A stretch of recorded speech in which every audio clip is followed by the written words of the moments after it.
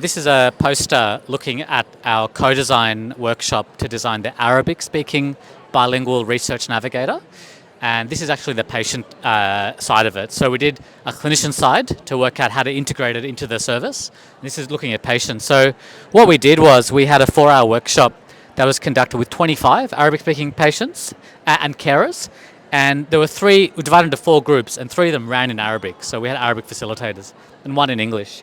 And we've got a list of themes that came out. I mean, the first theme was cultural differences in cancer care.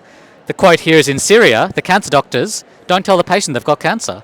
You know, when we're thinking about Australian cancer care, where we talk about autonomy a lot, something to think about. The second theme was the difficulties with interpreters. A lot of patients who come to Australia do not speak English very well, and they do need interpreters. And that's it's really important that we have interpreters there. Next, we had a bit of a discussion on a doctor gave me 3 options, and he made the recommendation of what he thought was best for me, then left it for me to decide. So when we talk about research and shared decision making, we've got to think a bit more creatively about how we go about it, because it's not the Western model of here's the information, make a decision.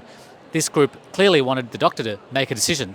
So something there. And finally, we're thinking about the navigator, trust. And trust has come up in this conference so many times. Trust is clearly lacking in certain groups, and the navigator is a way of building trust. Someone who speaks in Arabic and understands their culture.